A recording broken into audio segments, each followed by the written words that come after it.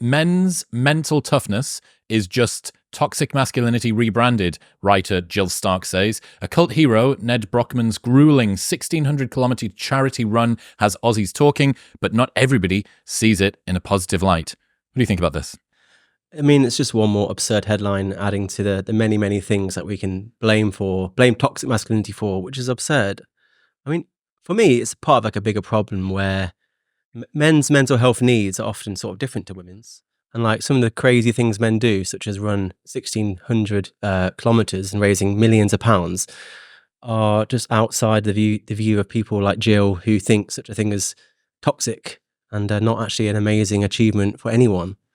Despite the fact that they're raising tons of money for charity as well. Yeah. So a man, he ran 1,600 kilometers, raised maybe $1.5 million Australian dollars for the homeless, which is like, I don't know what more you could possibly want. That's still toxic masculinity somehow.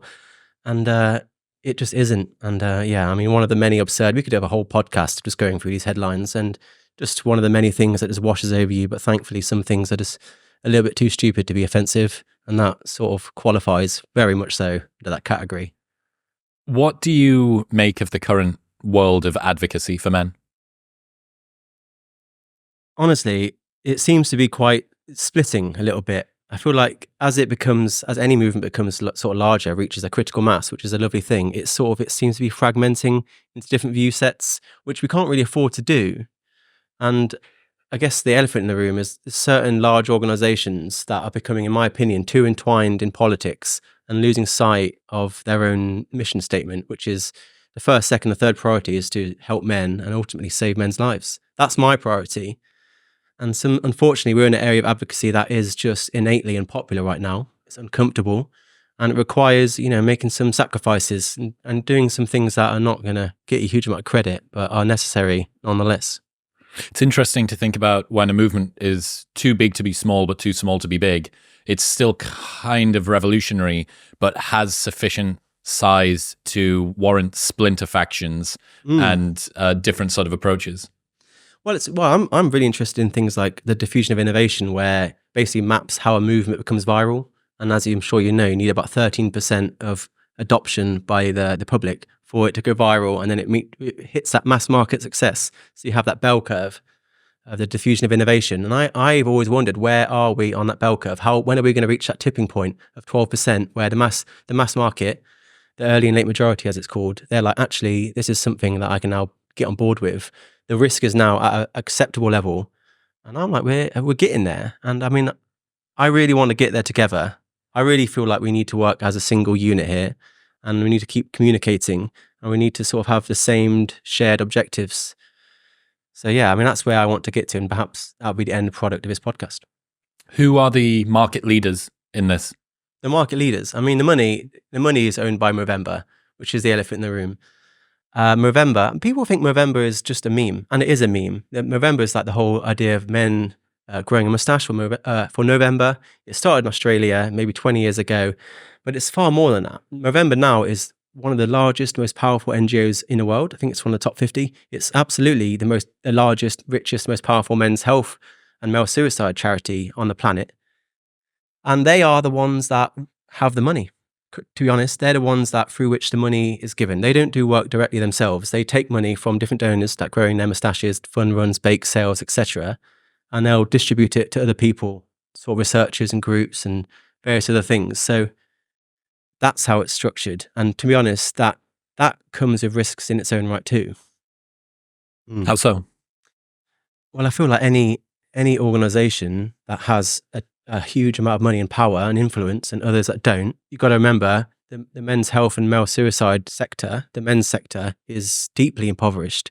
Like, I know people that are doing groundbreaking research, and yet they're working second jobs, they're sitting dogs. I know a guy called Jody who's trying to open the first men's abuse shelter in the UK, and he is sat right now at his kitchen table just answering his own phone, just answering the phone to men. He's taken 1,000 calls this year. He's not been paid a single penny.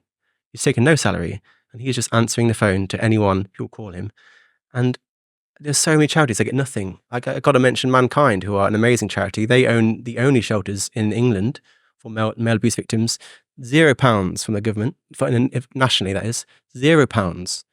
So there is a massive lack of money and funding in the men's sector, and because it's all going to people like Movember, and it's frustrating because everyone talks to me about no one cares about men, and they do care about men because there's so much money raised for Movember. Lots of people doing amazing work in November, like right now, but the money just doesn't seem to be getting spent in the right way, in my opinion.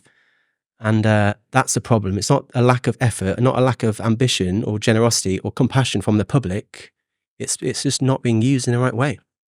What do you make of Movember's efforts? Well, I mean, I want to qualify everything I say right now. Movember is a massive organization, massive. I think they've done about 1,200 projects.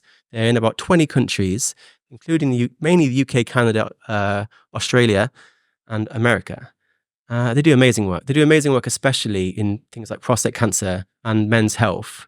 They've done some really great work recently where they're talking about men who die young in the UK. So they found that I think 15 men die young every hour in the UK. So in the end of this podcast, that's 15 men who have died young. Most of those deaths are avoidable if we can increase the health literacy amongst men and sort of do more work for men's health. And no one can argue with that.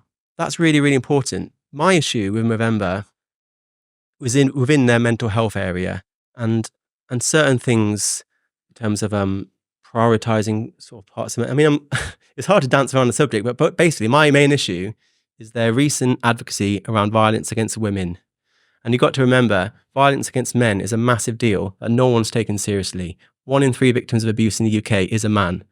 And that is me being conservative. In America, it's 1 in 2. If you look at the CDC data, it's 1 in 2.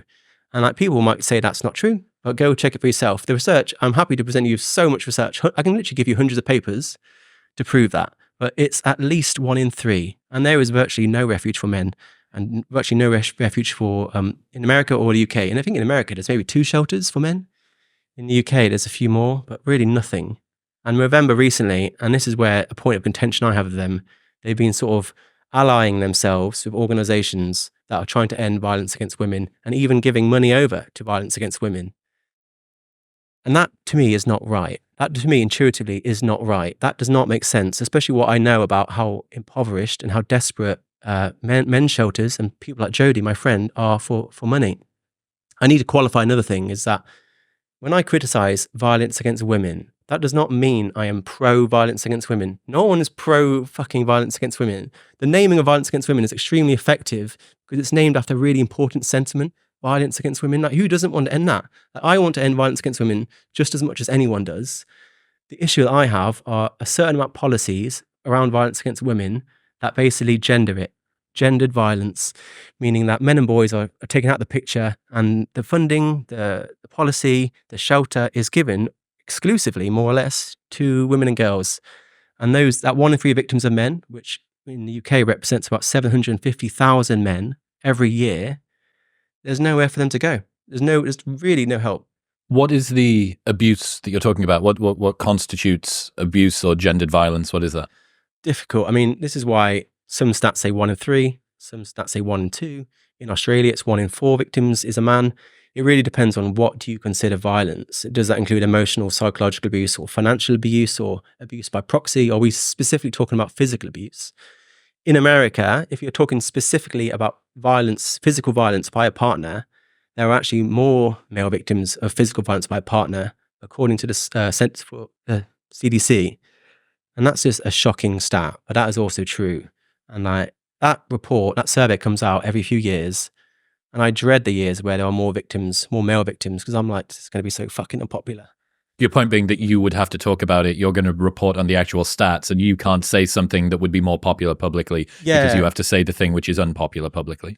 Well, let's just say I prefer it when it's 1 in 3, because it just takes the edge off a little bit. When it's more, when there's a greater disparity of men, but I put what would you say to the people who go, that there's an imbalance in abuse, especially gendered violence, because men are more effective. Men are stronger, therefore the severity of the violence in one direction over the other is going to be much worse.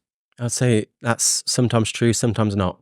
The latest data for the Office for National Statistics, which is the or the government's data body in the UK finds the exact opposite, finds that men are more often injured. So male victims are more often injured by female partners than the opposite way around. So that intuitively sounds right. And I would totally understand people that would say that.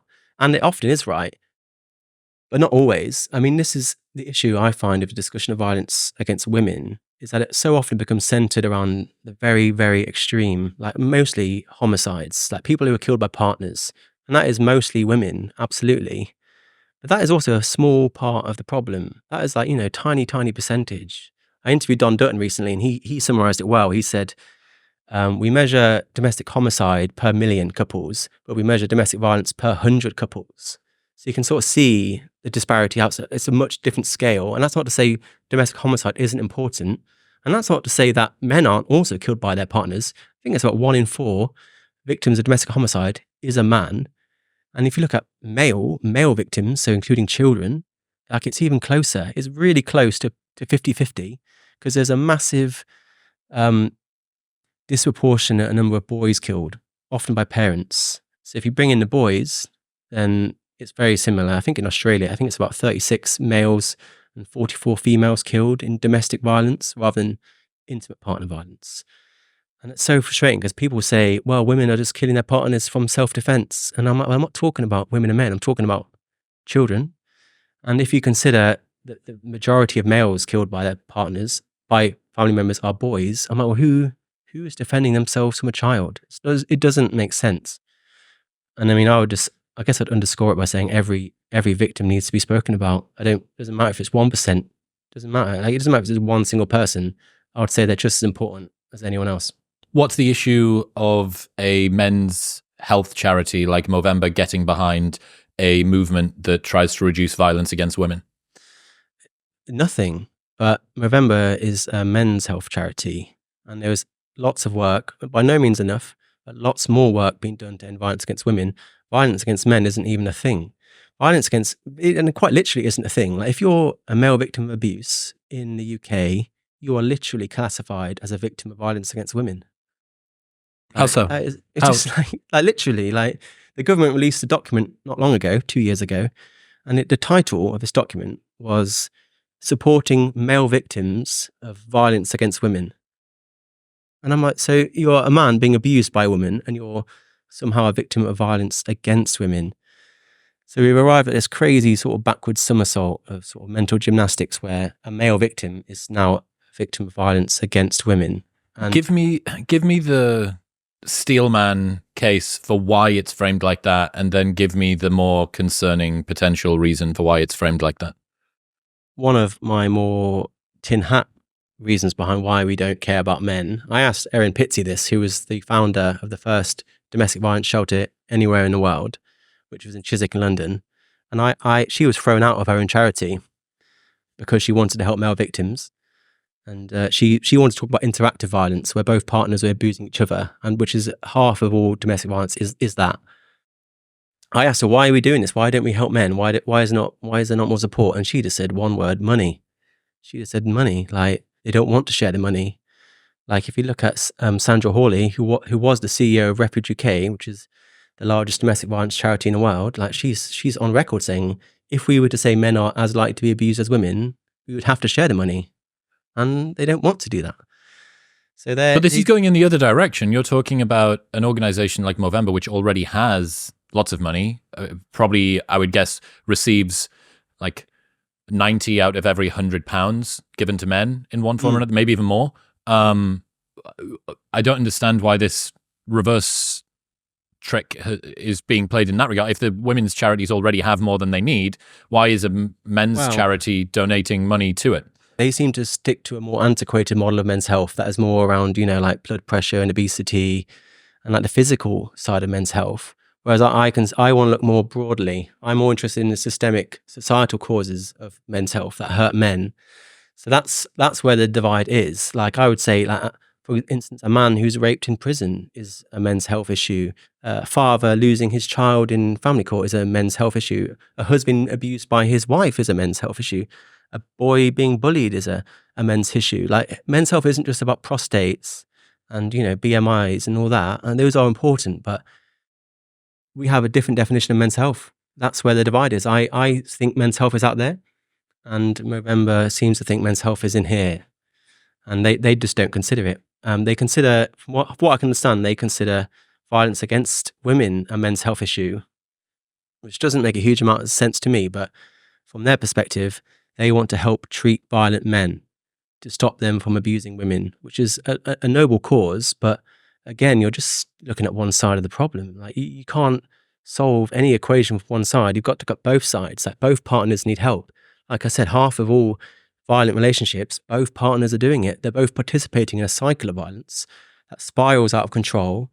And an argument becomes yelling, and yelling becomes shoving, and shoving, someone gets slapped, and then slapping, it becomes punching, and it gets worse and worse and worse. So it's certainly important to help men be less violent through certain treatments. But that, again, that's only one half of that cycle. So yeah, they want to reduce violence by men against women by seeing it as a men's health issue, and I guess doing certain therapies to encourage what they consider healthy masculinity, which is a rather nebulous term in its own right. So violence against women is a men's health issue, and violence against men is a violence against women issue.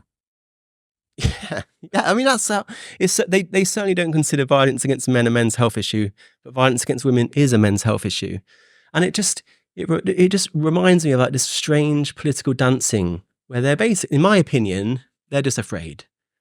They're afraid. Well, I understand why. Look, I had this conversation with Richard Reeves, which you got to see, and yeah. I get this sense that anybody who is trying to run a public-facing, legitimate, not like you or me, illegitimate, outside of wedlock communicators, anybody that's trying to do forward-facing stuff in Washington, D.C., in Sydney, Australia, in London, England, and is trying to have these conversations, they need to pay this penance. They need to sort of kiss the ring of the existing gendered mental health, gendered violence, gendered marital issues, cliches and stereotypes and caricatures and the way that this stuff runs, because it is still too big to be small, too small to be big. It is not yet sufficiently big or widely adopted that you can talk about the problems of boys and men without first saying, we know that problems of girls and women are a big deal as well. And this is like a structural, operational, policy, political nod. We know. Look, all of the support, or the support that we give to men, can't be done. You can't castigate us for being uncaring misogynists that are anti-feminist. Look, we gave money to Vogue, and in that regard, I think, well, maybe that's a weird kind of entry price that you need to pay. But something tells me, in your opinion, that no, you don't need to do this. I mean, it's mostly bullshit, in my opinion, to call it what it is. Like, I mean, go look and talk about your Richard Reeves podcast. It's self-evident. Like, you both spent 20 minutes talking about that. The first 20 minutes of a podcast about men, you spent talking about women. And I was like, that makes the point. Like, how many people dropped out as a result? Probably quite a few. And it's not good enough. Like, you're only undermining yourself long term. It reminds me of people that say, oh, well, I'm not a racist, but, well, don't fucking say it then. Don't need to say that. Like, the proof is self-evident. Like, no one could ever accuse Richard Reeves of being a misogynist. And someone that would should not be bargained with, can't be bargained with. And you shouldn't, like, I just feel all this penance paying and apologies and this long litany of small print that has to seemingly come with every single piece of well-meaning advocacy men and boys. You're just burning bridges with people like me that are not doing that and refuse to do that. And it's not, I don't think it works long term. I think you weaken your point. I feel like you're setting a precedent that we don't want to follow, and we won't be following. What's the biggest elephant in the room around men's issues at the moment?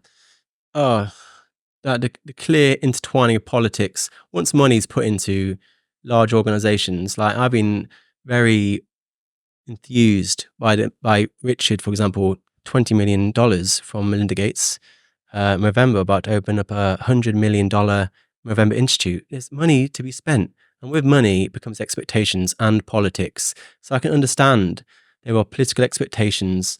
I'm sure they're sat around tables, women's organizations, being told what they can and can't say, what they can and can't argue about. I have no doubt people at Movember care. Actually, I know they do care, because people have contacted me from within Movember to say, we do care, but we can't do anything because we're playing this political dance. And that is just not good enough for Movember to seemingly be scared of just sharing the truth of male victims of abuse, in this example, to be afraid or browbeaten by, who knows, unknown feminist organizations, it seems.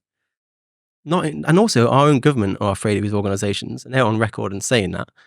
Is not good enough. Like, I'm sat here with nothing. I don't have that $100 million. I don't have their large legal teams to defend me. I'm just sat here with a laptop, and I'm doing the hard work. I'm the one that's actually taking risks, and those like me. And to hear these large organizations suggest that they're afraid, well, we would love to do what you do, George, but, we just can't. Of course you can. You're the one person that can do it. You're not a small organization, Movember. You're one of the biggest. You are the biggest men's health organization on the planet. Like, if not you, then who is it going to be? And you don't see it from women's organizations, and more power to them. They're constantly pushing the boundaries. They're constantly asking for more. They're constantly making more and more things women's health issues, as they should. They don't toe the line in the same way. They're not browbeaten, and they're not afraid, and that's admirable. And I would just remind them of your obligation to men. Now, you are obligated to help men. That is your first, second, or third priority, and that is really it. Like, I'm sorry if that's uncomfortable. I'm sorry if saying that in a meeting is going to get you into trouble. I'm sorry if it's hard. I'm sorry if you lose money, but unfortunately, your job is to save men's lives. And I'm sorry, but that is unpopular. The things that are causing male suicide are often unpopular to talk about. And if you can't talk about them, then this isn't for you. What are the unpopular things causing male suicide? Well, Martin Seeger has attributed 20% of male suicides in the UK to family breakdown and child custody battles. So a child being lost in family court and a relationship breakdown, that's 20% of suicides. And that's what I mean. That is a men's health issue, in my opinion. Of course it is. And it's like, if we could fix family courts, and if we could help support men after divorces, we could potentially reduce male suicide by up to 20%, like that. Again, domestic violence, I said it has a massive detrimental impact on men's health. 11% of men being abused will consider suicide. And like I said, 750,000 men being abused in the UK every single year. What's 11% of that? You do the maths. In America, it's 50 million men in their lifetime being abused. 11% of that are potentially at risk to suicide. And these are the men that are just being betrayed, left behind because powerful political men's health advocates are just too afraid to say the simple truth that domestic violence is not gendered. There are a significant amount of male victims of abuse, and that abuse has a massive detrimental impact on their mental health, does lead to suicide, and they are not being helped. Like, I'm really struggling to make sense of it myself. Well, you got to have a chat with Zach and maybe some more people. I don't know. What did you learn when you had a chat with Movember? And the reason I ask is I must have done between 30 and 50 episodes on this podcast talking about mental health relating to men in one form or another, whether it's loneliness, sexual dynamics, mating market, socioeconomic status, education, employment, training, incel, going deep into the world's leading researchers on the incel movement, all sorts of stuff, everything from top to bottom, left to right. And I have asked myself the question, why am I not a massive card carrying Movember guy? I should be the poster boy for always talking about, I love the work that they're doing this, they're doing that, they're doing the other.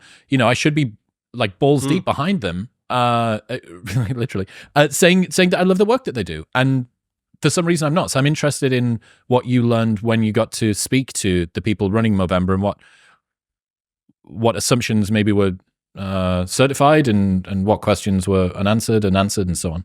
If you're going to hand over, I think they handed over maybe $3 million Australian dollars to violence against women. I'm like, well, then presumably you're going to give at least that to violence against men. And as far as I can tell, they're not. There just doesn't seem to be any plans to open any shelters for men or do any programs for men or to help violent women be less violent. I just want to know, what are you doing? They're just basically making things either men's health or not men's health because one is politically convenient and one isn't. And that the stuff that is politically convenient seems to be more things around eating habits, physical fitness, diet interventions, prostate cancer. Which are important. But men's health isn't just in here. Men's health is out there. And they're just holding on to an antiquated model of men's health. Well, I don't know. You say that they've got lots of money flowing in. Maybe they don't have enough money to be able to afford to raise shelters or give your mate Jody some cash so that he can man his one-person 1,000-call phone line. No. I mean, certainly lots of money flowing in, but a lot less flowing out, it seems. Like a UK Charity Commission is basically a space where you can actually look at the accounts of all the charities, which is excellent. And it's quite clear. You can look at Movember's accounts and you can see they have at least £35 million in cash, perhaps up to £50 million. It's difficult because 50 million assets, 35 million in cash at least. And that's not right. That's not their money, first of all. That's money they were given to help men in the ways I've described. And it's just sat in a bank account, like £35 million or more sat in a bank account, not being spent, accumulating interest, it seems, for their own benefit. That is not right. Especially, like I said, I know people that are desperate for just a tiny, tiny percentage. I'm here running like crowdfunders, like rattling a tin can for money to help my friends, to help support male victims of abuse. Movember sat back on a big mountain of cash. I cannot explain how much I could do with just 0.1% of that amount of cash. I could do huge things. And yeah, they say it in their own accounts. They say they are at risk of reputational damage if people find out how much cash they are sat on. And it is a lot. It's £35 million. Why do you think that would be the case? Because it's not like people can be drawing massive salaries or else everyone will be up in arms. So I don't know where that money goes. I have no idea. All I know is that they have a lot of cash. I know that they're trustees. There are 7 trustees of Movember Europe, which is basically the UK arm of Movember. And not one of those trustees is based in the UK. Not one of those trustees is even living in Europe. They're all based in North America and Australia. So I guess the difficult questions that Movember are going to be asked, what I'm now asking, and I will continue to ask, is why are you sitting on so much cash when the men's health industry is struggling so much? And why are none of your trustees based in this country? How could a trustee who's not even living in this country claim to know how best to spend money for British men? That's a good question. You used a term earlier on, which I'm seeing increasingly thrown around, which is healthy masculinity. Healthy masculinity being what I think seems to be the answer to toxic masculinity, or at least an attempted sort of retconning of what that is. I've heard that there is potentially some footage from guests who've been on this podcast being featured in an upcoming Anti-Manosphere campaign by Movember. Do you think this is where they should be focusing their attention? No. I mean, Movember seem to be declaring war on the manosphere. I don't know what the manosphere is. I'm sure I'm seen as part of it. I'm sure you're seen as some sort of president of the manosphere. And like the frustrating thing is, like, I hate the manosphere. I hate the red pill. I'm more than happy to point and make fun of people like Andrew Tate, and I will bang that drum forever. But I don't think it needs to be talked about in the way that they want to talk about it. I don't think it needs to be a war against the manosphere. Like, I feel the manosphere is just burning. I feel like it's gone in many ways. What is Andrew Tate doing these days? He just seems to have descended into madness. Like, the people that were once sort of symbolic of the manosphere, like, where are they? It's gone. It's over. Let's move on. Let's actually help men. Let's spend our money setting a better example for boys so they don't have to go to these sort of nefarious figures. I feel like just fighting the manosphere, you're just fighting ghosts. What are you fighting? Like, what shadowboxing an imaginary opponent. Yeah, I always think of it like an angry gorilla fighting mist is how I describe it. Does Movember want to challenge what it is to be a man? Yeah, that's what I mean. There are certain things like Movember are very keen to encourage all of us to challenge stereotypes about what it is to be a man, which I am on board with. But they don't seem to want to challenge themselves, their own gender stereotypes, i.e. that men are violent and women are victims. Like, violence against women, in my opinion, that is a stereotype in its own right. So that ought to be challenged. This gendered narrative of domestic violence is a stereotype. That needs to be challenged too. So it's not good enough to demand that we challenge our stereotypes if you're not going to challenge your own. So yes, I just think it's absurd the amount of time they seem to be spending fighting the manosphere. I don't know who's even part of it. I don't know what it is. And like, there's better things to be spending your money on. It stinks to me as, somebody who's at the coalface of internet culture. And I think that you're right as well. I think that whatever the manosphere was or is largely on a decline. I mean, you're selling your stock like fuck these NFTs. You're just pumping them. You can't wait to get rid of them because they're declining by the day. I don't think that whatever it was, but it stinks massively of people in the mainstream media finally hearing a term that is catchy and does catch on, and go, this is a big deal. And you go, no, it was a big deal in 2021. It was a big deal, but the internet moves quickly. But there's, the conceptual inertia of these big fuck off lumbering behemoths that take forever to actually catch up to anything. And this isn't me saying that that's how it is about Movember, but I'm starting to see the manosphere be talked about more online. Toxic masculinity sort of continue. I mean, that's still, I'd definitely put a little bit of cash into that stock if I could. That's certainly something that seems to be continuing to drive the stock price up. But like, it just doesn't seem to me to be on the money about exactly where the conversation around men is happening online. And then when you say, challenging stereotypes, I would be absolutely fascinated to hear what the world sort of thinks of a stereotype like Chris Bumstead. So Chris is just retired as 6-time Mr. Olympia Classic Physique champion. He's cried on stage during his acceptance speech, I think at least 50% of the time, if not 4 out of 6 of the times, fully broke down crying when he did his leaving speech. Regularly tells stories about how he goes to therapy, regularly tells stories about how he breaks down in his girlfriend's arms before he does this thing. Not one person is calling him soft or weak or vulnerable or like a puss boy.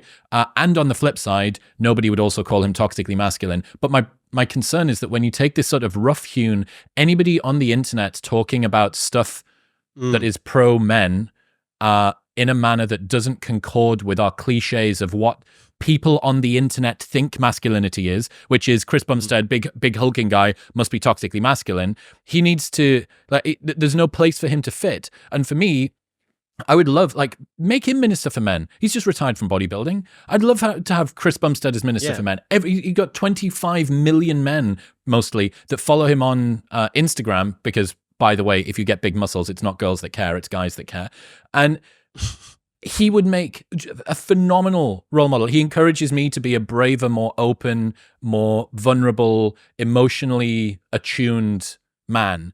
That's but the problem with it is it doesn't fit into an easy narrative, right? Because he doesn't look the way that he presents. He presents in the way of like a sort of wuss guy that's never actually done any, like a super sort of agreeable dude, but has made all of the achievements of somebody that's hyper masculine.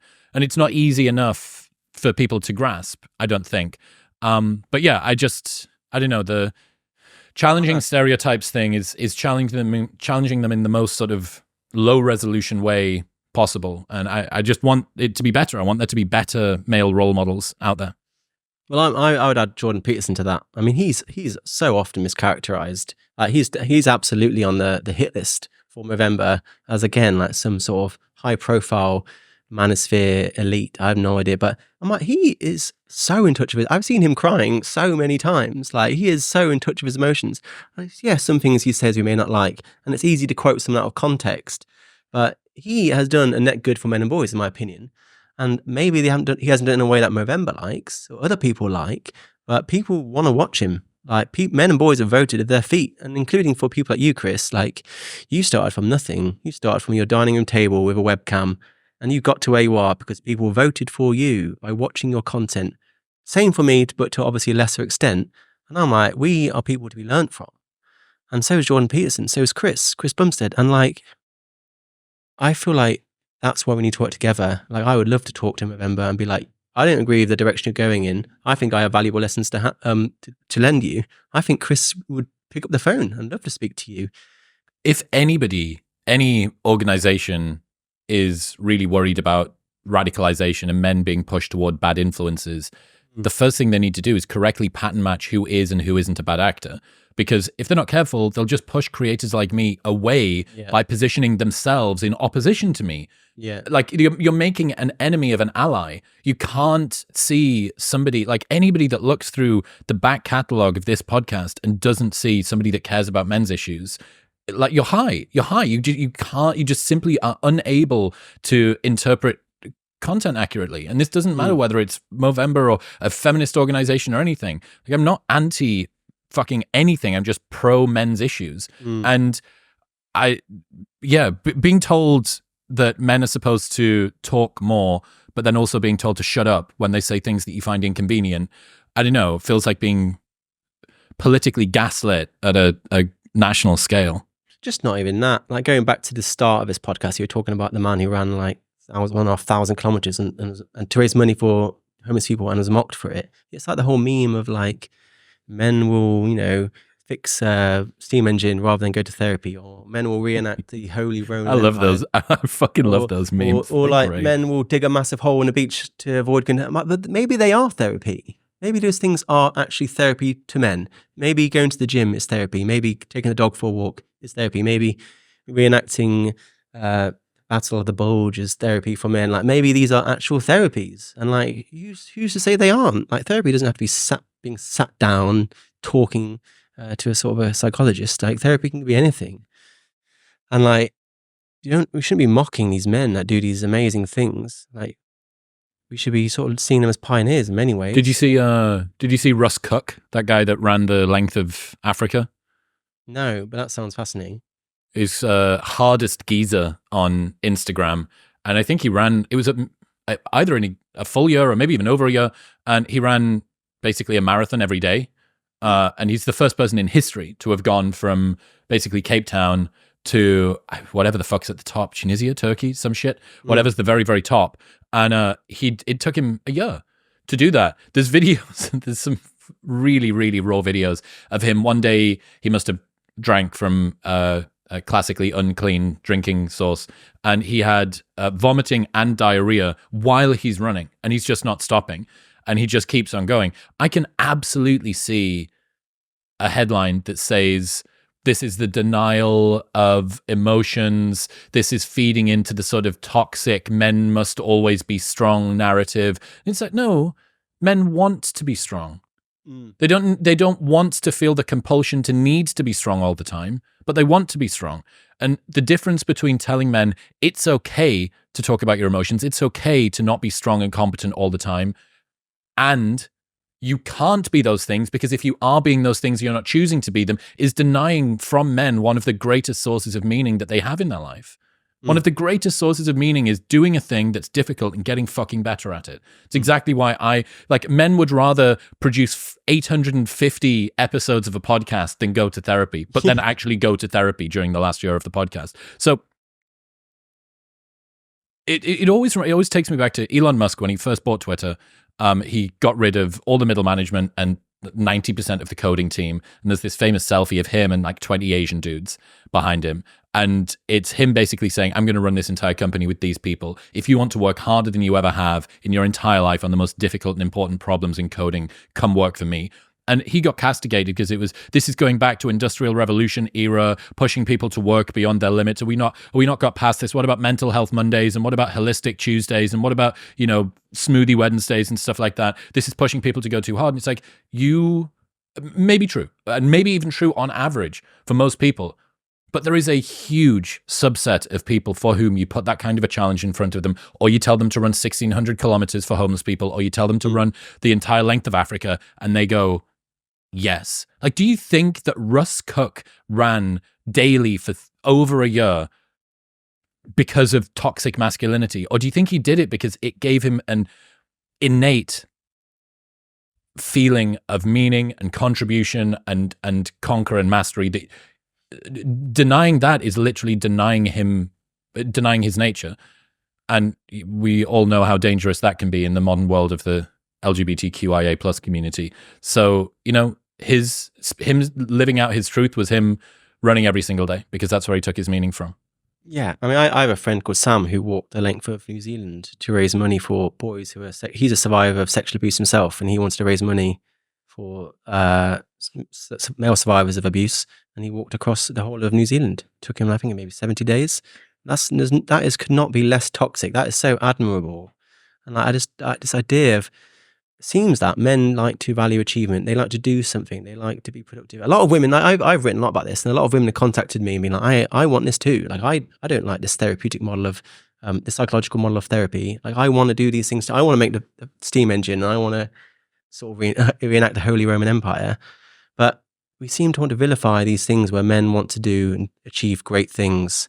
Like in the way that Elon said, like, I mean, put him into manosphere as well. Same for Goggins, perhaps to a greater degree. And sometimes these people can be enforcing like an unhealthy archetype of masculinity, but then sometimes they can just be lifting men up. Like I've seen the videos from within Movember, and they have been leaked to me, I'm afraid. And I remember the first clip I saw was Andrew Tate, and I do not like Andrew Tate, let me be clear. But the bit he said, and it's not perfectly quoted, but he said something like, you don't achieve anything by talking about it, you achieve it through action. And I was just like, I was like waiting for the offensive bit, and that was it. You've picked And I was just like, the most Said acceptable something- Andrew Tate quote. There's some horrible things he said, and I'm like, you've picked something that's actually good. And I was just like, I can't believe that's seen as controversial. And what you're saying is really important and true for a lot of people. Like men want action, men want change, men want solutions. It goes back to sort of the classic trope of like women want to be heard and men want their problems solved. Like a lot of the time when a woman comes to your problem, they don't want a solution. They just want to be heard. But sometimes men just want a solution. They don't want to be heard. They want an answer. And that's when you get into sort of the men are from Mars, women are from Venus thing, where a man's giving a solution where his wife just wants to be heard. And his wife's not giving a solution because she's just talking or listening. And I don't know, I guess at the bottom of it, there's a fundamental difference in, generally speaking, how men and women present distress and how men and women want to be helped. And sometimes men more often want a solution, or they want to achieve something and feel purpose. You know, this is a Richard Reevesism to say that a lot of the time men are told that their biggest problem is that they're just too masculine. That if they were a little bit more like women, if they talked about their problems, if they were less concerned with conquer and mastery and progress, that they would be fine. And you go, well, if I was to deny women what they want, what their predisposition on average is, that would be like catastrophic. Like that is probably not far off patriarchy, right? Like you denying the other sex's right to live out their innate inbuilt desires and like what it is they want to do, especially if it's not like running 1,600 kilometers is toxic masculinity. Like who's that hurting? Shy of the tarmac. Who's that hurting? Who's David Goggins? Like, yes, okay. Is David would David benefit from like a century or so of a little bit of talk therapy to get in touch with his emotions? Yeah, maybe. But he lives a very important niche, I think, which is someone who doesn't ever stop. Okay, what is it like if you don't have any quit? Any man that looks at Goggins and goes, I can be that in its entirety.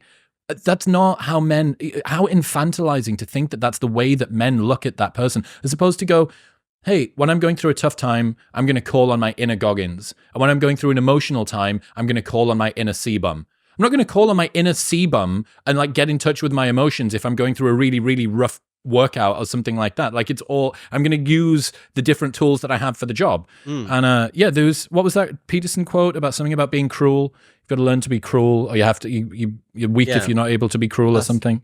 That's on the hit list as well, I'm afraid. Yeah, that's one of the blacklisted. Often it's completely out of context. That's often quoted. But when you're talking about Goggins, etc., it reminds me of like the words of my mum. She'd always say everything in moderation.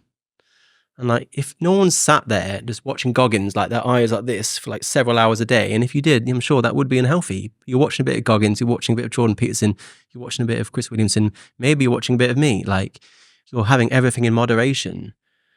Like, nothing on its own is good. And I wouldn't suggest just watching Goggins. Who do the powers that be in men's advocacy put forward as positive role models? I don't. Honestly, I do not know. I do not. This is a question we had maybe a year ago. Who are the positive masculine role models for men? And I don't know. We didn't have an answer there. I have answers, but I'm not sure who they're supposed to be. Like, I think this certain type of advocacy really struggles to present a male role model, a healthy male role model, especially one that is masculine. And I'm still waiting for them to present one. Like, have you seen one? Like, who are we supposed to look up to if not all these manosphere men? Well, it's the vacuum of any role models has left the gap that has been precisely filled by people that those supposedly providing us with role models say aren't role models, right? Yeah. Like the issues that you have are laid at the feet of the vacuum. I think very much the rise of the manosphere and whatever version that is, like the degen internet version of the manosphere, the proper one. I think that largely was laid at the feet of Jordan abandoning his conversation about boys and men. He moved on to other things. He moved on to talking about political issues and religion and faith and stuff like that. And he'd opened up a market. There evidently was a market. He'd inspired a lot of people to have these sorts of conversations, and it showed proof of concept that you can be very popular by doing it, but he didn't continue servicing the market. Yeah. So there was demand and no supply, which sucked in a lot of other people. Well, I think Jordan probably gave up on that because he got so much backlash. Like, he clearly cares a lot about men and boys, and he must have been sick about being vilified for it. The same for like Warren Farrell. Like, he could have been a really great role model and champion for men and boys. No one really knows who he is, but he's a wonderful man, very thoughtful and sensitive, a lot like Jordan. And he was just, I guess, castigated. And I don't know, like, I can understand why Jordan would give up. I often feel like giving up too. And you're right that there is a massive lack of positive male role models, especially when you think about how many boys haven't got fathers at home and how few men there are in classrooms and how bad the role models are on TV, especially like sitcoms. And people like Andrew Tate capitalized upon that. He just stepped into that vacuum because he does speak positively about masculinity, whether you like it or not. He does speak positively about men and boys, and they just naturally gravitated towards it. I always like to think that... Who could have predicted? Well, I always like to think that his meteoric success, I think he was the fastest growing influencer in history. That massive success is exactly proportionate to our failure. That's how badly we've done. That's how big our failure has been. So if we need to stop pointing the finger at boys, calling them toxic and misogynistic or oppressive, and start pointing the finger at ourselves for not helping them, not talking to them, only ever talking about them, never talking to them. That's the real big problem. Like, we always talk about boys, we always talk about men. We never talk to them. Like, I actually spent last Friday on the streets of London just interviewing random men. And I'll tell you what, every single man I spoke to was fucked in his own unique, horrible way. Like, losing his children, addicted to alcohol, his parents are dying. Every single man was going through something horrific. And yet the archetype of men as privileged does not line up with my lived experiences. And I get DMs every day from these men, like really, really struggling, often with the issues that we talked about earlier. And they're not being helped, and they're not even being seen, and they're actually being mocked a lot of the time. And those are the men that gravitate towards people like Andrew Tate, because we are not doing a good enough job, in my opinion. And so, like I said, like, instead of us fighting the manosphere, like this ghost, let's start actually questioning, are we doing a good enough job? Can we do better? And can we bring these men and boys back? Because I think we can. I think you already have. And I would give you, you don't need any more money, but I would give you a lot more support. Like, I'll be calling you every single day if I was at Movember. Like, Chris, what's the secret sauce? Like, you've got the secret sauce. For instance, one of the things that I rely on you for is stats. I'm not balls deep in the data. I don't know what the cutting edge, most recent CDC intimate partner violence stuff is saying. So I have to pick it up from your Instagram or DM you. And, like, I feel like if you really wanted to make an impact, you would have a big email chain or some big folder, and Scott Galloway would have access, and I would have access, and you would have access, and everybody would be working collaboratively together. And that's not to centralize me in this. I'm hardly like the vanguard of like fixing this problem. My point being that when I look at important and successful social change campaigns, they work with the people who are already on their side, but the incentives align to push people away. If human tribalism is so strong, if you make someone feel like an other, they will position themselves in opposition to you. And I think you're seeing that an awful lot. I relate so much to that. I feel othered so often. I feel let down, left behind, excluded, like shut out of the party so often. And it's so difficult. I have to take breaks, not because I struggle, like I'm not like running out of energy, but I genuinely feel like alienated. And I'm like, I don't want to become resentful. I don't want to become bitter. I need to step away for like 2 weeks. And I'm on a break right now, for example. But tell me this, what does good advocacy for men look like, and what does bad advocacy look like? Well, I mean, my particular brand of advocacy, I try not to get too caught up in subjective conversations about masculinity and healthy masculinity and toxic masculinity. I just think masculinity it just is. It's neither good nor bad. It just is. What I try to do, my own little part of the pie, is just, as you said, presenting data in the most reliable way possible, so we can have a conversation about men and women on a foundation of objective truth. And unfortunately, that truth is often unpopular and difficult to read. And it annoys me when people say I'm wrong about certain things. Like Richard Reeves, for example, said I'm on your podcast that the evidence I present on gender parity or domestic violence is wrong, completely wrong. And I'm like, it's not though. If you think I'm wrong, then you are also accusing the CDC of being wrong, because that's all I'm showing you. I'm literally holding a mirror up. And if you don't like what's reflected back, that's just not my problem. That's just called science. So I would encourage those people who think I'm misleading people, such as Richard seems to, why don't you send an email to the CDC and accuse them of the same thing? And not just me, but like the data for that particular claim is so overwhelming, we can no longer ignore it. I often like to quote Murray Strauss, because Murray Strauss, essentially the godfather of family violence research, quite literally set up the field itself, founded it. He designed the instruments we still use today.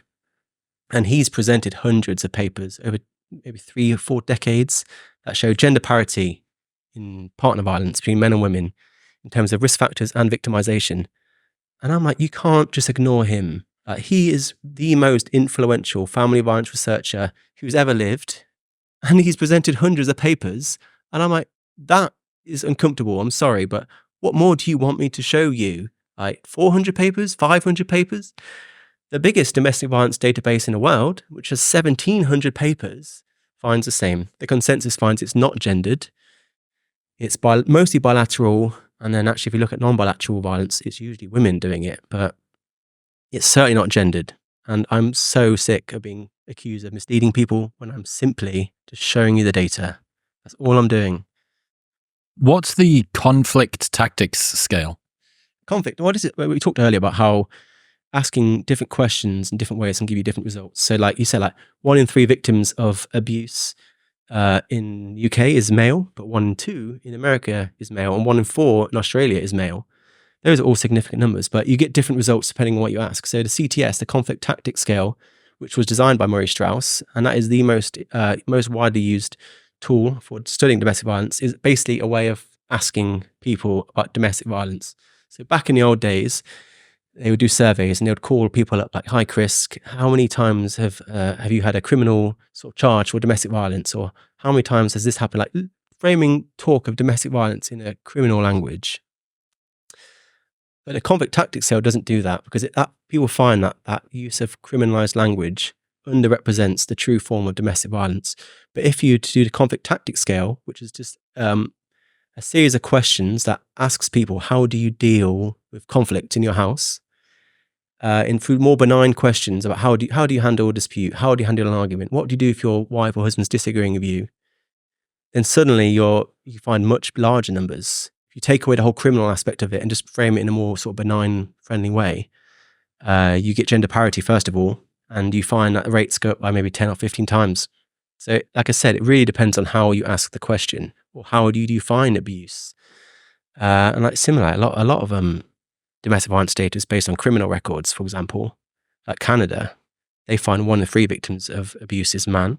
But they use criminal data, and we know men are less likely to file a case of abuse, and they're less likely to be helped by police.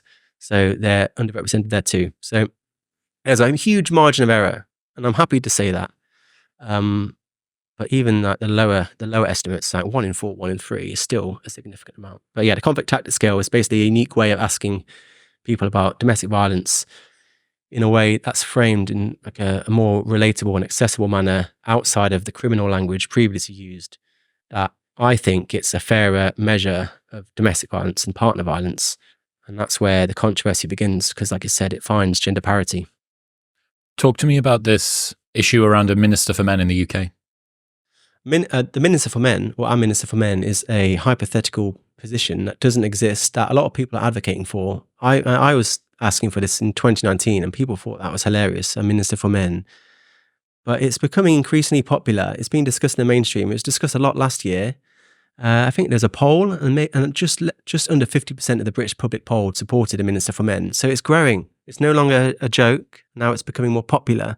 But a Minister for Men would be a position, just like the Minister for Women, that looks into the various issues that I discuss. So male victims of abuse, sexual violence, boys being bullied, male homelessness, male drug addiction, of course, male suicide, family courts, for example, all these different things that are very unpopular, but also extremely important. And a Minister for Men is a position that would exist but doesn't, that would look into them. One of the things that I'm often saying is that I am often surprised that I'm sat in this seat. I do not think I'm qualified to be here. I don't think I should be in this position at all, really. The person sat in this seat should be the Minister for Men, someone that's more qualified, being paid and supported, like some sort of politician or academic or professor, not me.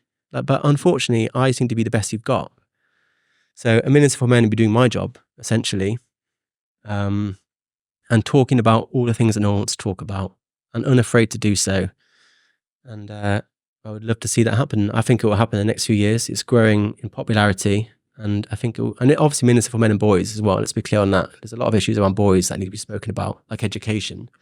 And some sort of position. I worry that given sort of what happens every time that this conversation breaks above the surface in that way, so to speak, it's just another person that annoys you, or it's another group that annoys you. So I fear that whoever becomes Minister for Men will do whatever it is, sacrifice goat blood over the pentagram of the beak nose mask people, and whatever they get indoctrinated into that you don't like. And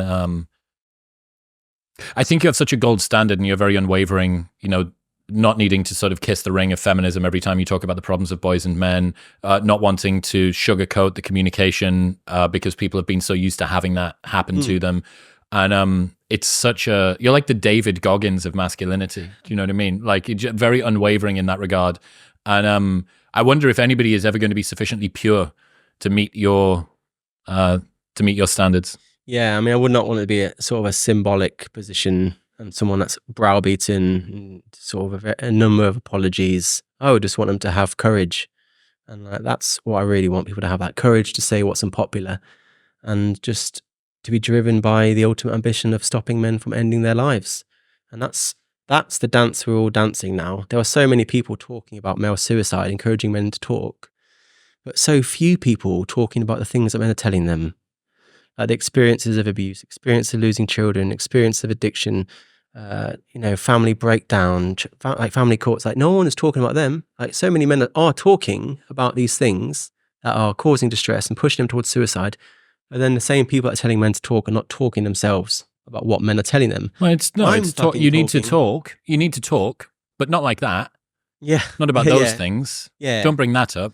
Tell us that you get sad sometimes and that you wish that you could talk to your friends more about it. Well, it reminds me of what happened to our friends John Barry and Martin Seeger when they tried to set up the men's section of the British Psychological Society. So the BPS is like the national group of psychologists in the UK. And they have different sections of research for minorities and gay people and women, of course. And Martin Seeger and John Barry wanted to set up a men's section in the BPS to look into things like male suicide, for example. Like, there could not be a bigger priority, in my opinion, for the psychological industry in reducing suicide, especially male suicide. That seems to be an uncontroversial thing, except it wasn't. There was a massive backlash when they tried to set up the men's section, to the point where the BPS actually had a vote. They actually put it to their members to vote on, should we set up a men's section? And then 1/3 of members voted against it. So 1/3 of BPS members voted against a section being set up for the group most at risk of suicide. And it's like, I just don't understand how that could happen. And that's just a brand of advocacy I am not on board with. And that is just like a red line I won't cross. What do you wish that Movember would do more of? Or if you were to step into Zach's shoes for a little while, the guy that runs, I'm sure it's not just him, there's like a million people that run it, however. But if you were to step into all of the people that run Movember's shoes, what would you do?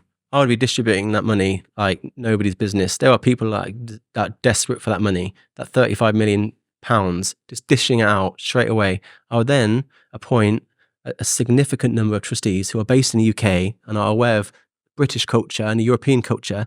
And the idea that none of their trustees are even here is no good. So give the money back, spend the money, change the way it's governed. And then more broadly, in terms of the philosophy, I'd be like, you need to be more courageous. You cannot be browbeaten behind the scenes by women's organizations into dancing to their tune. You are here to help men and boys, and that is the first, second, third priority. And anything that gets into that, in front of that, you need to confront with courage, like me. And like I would just remind them of their priorities. Like the fact that they're talking about Vogue is sort of like the canary in the mine to me. And it sounds like this Movember Institute is also going to be distributing their money on feminist frameworks, which doesn't make sense. Like, you're here for men. Most men aren't feminists. Most women aren't feminists. Like, you're not a political organization. You should be helping people, doing research, and not just playing this silly sort of political nitpicking and semantic wordplay. How powerful are Movember? How much do they control the narrative? Powerful. Yeah, really powerful. Like the most powerful men's health and male suicide charity on the planet. And like, they are the ones that should be pushing back, not the ones that are just waving the flag, the white flag of surrender. Be like, no, I'm sorry, but men who are abused, that is a men's health issue, and they need to be protected by us. We need to stand up for them. We need to actually do at least as much for male victims of abuse as we are doing for women, and not buy into this political narrative of violence against women and gendered violence, which actually erases the very men that they're obligated to help. And like, how much are they shaping the narrative, really? I don't know, because as soon as you tumble into degenerate internet mode, you kind of forget what it's like to be a person that watches TV and does sort of the normal things. But I don't know how much the conversation around boys and men is curated or crafted by Movember. Me neither. I think most people don't even realize they are an organization. People just think that it's a meme. And like, so many people have been like, hang on, there's an organization called Movember. I'm like, absolutely, yes, there are. But to answer your question, no, I don't think they have much resonance. I don't think their messaging really has much impact on men and boys. Like, I hate to like boil it down to social media engagement, but if you look at their social media accounts, there's very little going on there. It doesn't seem to be reverberating the same way that your content is, and to a lesser extent my content is. And I feel like they're just talking to the void. And because they got so much money, and because people are afraid of saying what they really think to Movember, because they have so much money, they're also getting a disproportionate sense of their own entitlement. They have a disproportionate sense that they are leading the conversation, and they just are not. They're just not. They have the money, and people, like I said, like, I know people that don't want to stand up to Movember. I've had loads of people contact me from within Movember and outside of Movember. What are they worried about? Because they have the money. They have all the money. Like, they have, like, I cannot describe to you how little money there is in these different areas. I've been doing this for 5 years. I've received some money just from kind donors, but very little. I've hemorrhaged money. Absolutely. You would not believe how much money I've lost running this account. And that's fine. That's fine. That is a sacrifice I knowingly made, and I will continue to make for as long as possible. But there are people far, far worse than me. People doing absolutely seminal work into male suicide, especially, that are literally got nothing. And the money they do have is money that I helped raise through my community, and it's not my job. So those people do not want to stand up to Movember because Movember have the money. I have people like just not say what they think or not do research they want to do because they're afraid, and that is just not good science. So I would say just having the money in one place rather than distributing it more broadly is just a recipe for disaster. Would you sit down with someone from Movember, Zach, or somebody else? Maybe we could do it. Maybe we could do it on the show if someone's interested. Maybe from the camp. Yeah. I'm an open book. I recognize my limitations. Like I. Where were you most wrong? I think I have a lot of blind spots in the psychology. Like I try not to get into talking about different psychological models. I have not got a PhD. I'm a Bachelor of Arts from a very middling university. So if we're going to talk about clinical psychology, like you win every day of the week. What I do know is communications. That's where my expertise are. Tone of voice, communications, how to present these difficult issues in a way that makes them palatable and resonant. I would say you have that skill too. So I clearly know how to get these messages out there to make them shareable. I've built a whole career. The reason why I can do this for free is because I built a whole career doing this within various different scientific fields. Because guess what? Academics are not great communicators. And I've made a career out of that. And now I've turned my skill set to this area of advocacy where it's desperately needed. So I have a proven track record of making academia palatable and interesting, dynamic. Sexy, as sexy as it can be, and I'm happy. I'm happy to lift up other academics. I wonder if Richard, you, and someone from Movember. I wonder if we could get that as a roundtable, because I'd love to have that conversation. And it's easy. Again, even in this, I can feel the temptation to sort of tumble toward some kind of them and us, the powers that be that have got the money, and the young upstarts that did it themselves, doing the thing. Nothing would make me happier than to genuinely impact the conversation around boys and men, to actually make a real impact. Like bullying, childhood bullying, to me, I got an invite to go to a very prestigious British school. Lots of people go and speak at these sorts of places because it's great for media, because there is this sort of reverse positive sum brand thing that you get where a person who's famous goes and speaks at somewhere that's famous and everybody gets to win or whatever. And the first thing that came to mind was, why do I need to go and speak to them? I can go to a primary school or a secondary school in Stockton-on-Tees, where I grew up, where I felt alone, where I was bullied throughout the entire time I was at school. And I can go and have a conversation with those kids because I actually know their experiences. I don't know the experiences of someone that's paying 20 or 40 grand a year to go and get their education to become a future politician. I don't know those people, but I know my people. So that bullying, let's just linger on the bullying thing for a while, because I know it's something that you've been working on a good bit. Bullying is a really important issue to me. Like, both you and I have experienced the bullying, and it just destroys your life, totally destroys your life at the earliest possible age. And it's a really good vessel through which to look at toxic masculinity, or just problematizing of men, in two different ways. One way is to see bullying, for example. Let's look at things like violent fantasies, for example. Violent fantasies, in my opinion, are massively correlated with experiences of bullying. There is a huge amount of research that finds that boys who are bullied, especially the most bullied boys, almost all of them, 97% of them, will go on to have violent fantasies later in life. So now you have a man who's having a violent fantasy. Some people will see that man as toxic. A man having a violent fantasy is seen as toxic, needing of correction, or needing of some sort of healthy masculinity workshop. I don't see that. I see a bullied boy that's grown up, and a bullied boy develops violent fantasies as a means of coping with violence to come. Now, that's literally what a violent fantasy is. It's a coping mechanism, because that boy is basically fantasizing about violence so he can deal with more violence.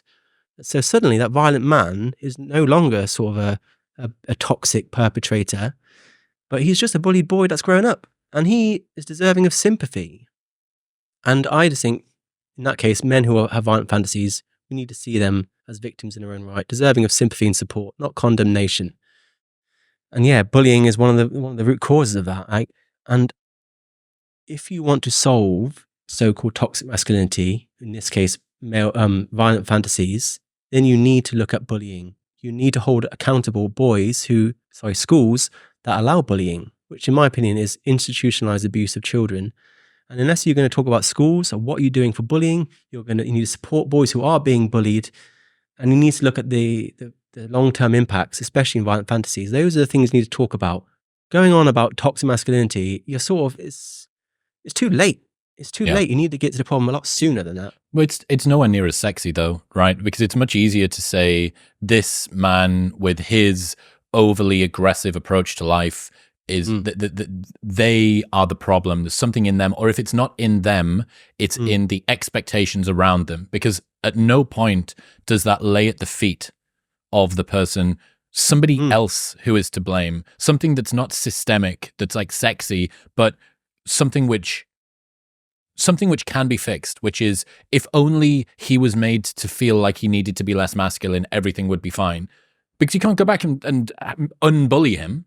You can't go back to school and unbully you or unbully me. That's not going to happen. But yeah, I've got a couple of different people that I've had on the show with evidence-based interventions for bullying. Dr. Tracy Vaillancourt is the head of anti-bullying in Canada. And I've got a couple of other episodes, Tony Volks as well. So I'm going to do a lot of work on this next show. Hopefully I'm going to get to go and speak in some schools and stuff like that. And pump money into those. I mean, you asked me what would I do if I had Movember money, I'd just pump money into that. I would just be throwing money at those. I did an interview with Don Dutton recently, who is, in my opinion, now Maurice Strauss has passed away. He is the leading expert in the world on domestic violence. I asked him, what would you do? So I'll give you his answer. And he said, I would spend as much money as possible making a child's life, in the first 2 years of life especially, as comfortable as possible. I would be supporting parents, both mothers and fathers, to make sure that child is living a comfortable life. And he's like, that would be expensive, but you'll get that back long term. Like, that is a massive investment that will pay off. Because you've neutered a ton of dysregulated parasympathetic and sympathetic balances. Closed down half of prisons, perhaps. And then second, he's like, I would not indulge in this gendered violence model of deprogramming violence men. I would look more at sort of couples therapy, where you're treating both sides of the coin. So I would do that. I would do more couples therapy, and I would definitely do a lot more to support parents and children early in life. Like, I mean, I talk a lot about spanking children and how damaging that is long term, for example, because it basically teaches children that they can solve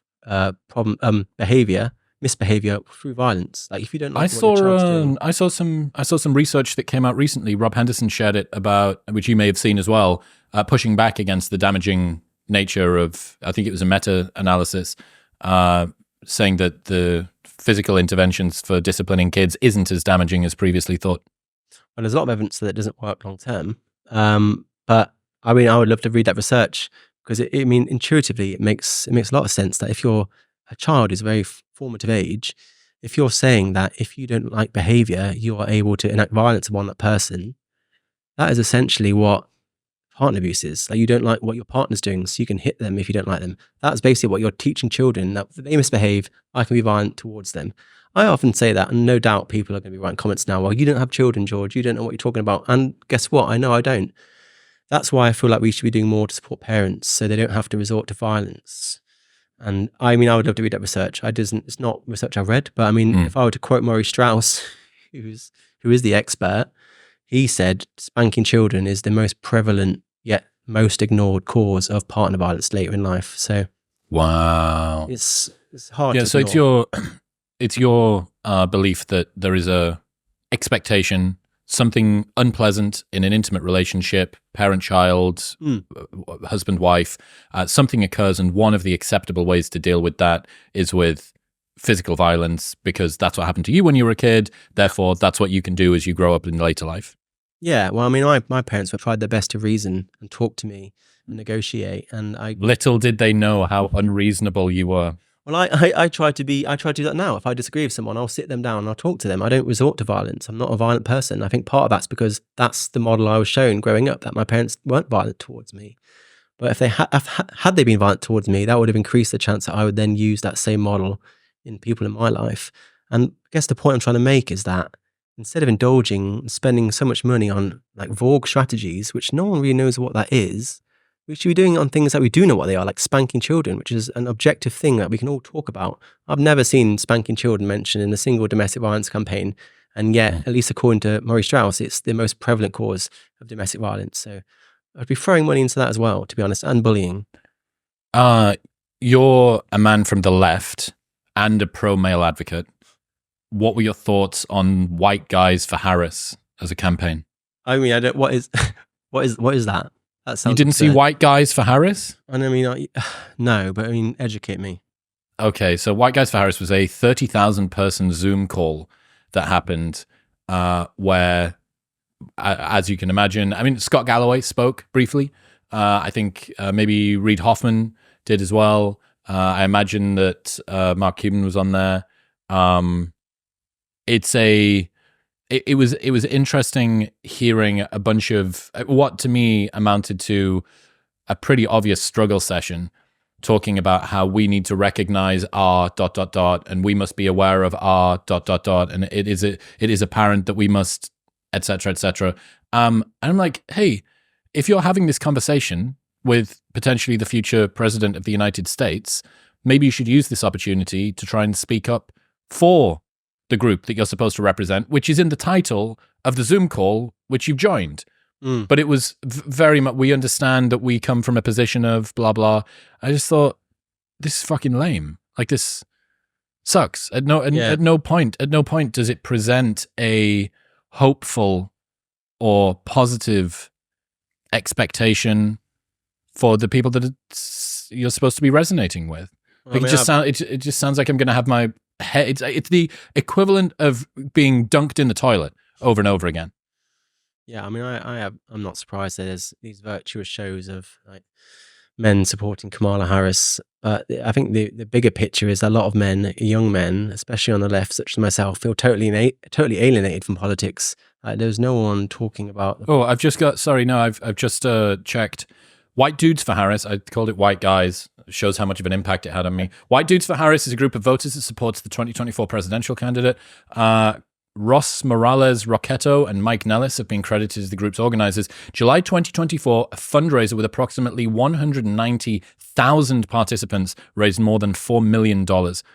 I'm less interested in what white men can do for Kamala Harris, and I'm more interested in what any president can do for men as a group in America. Like that's the way around I want to see it.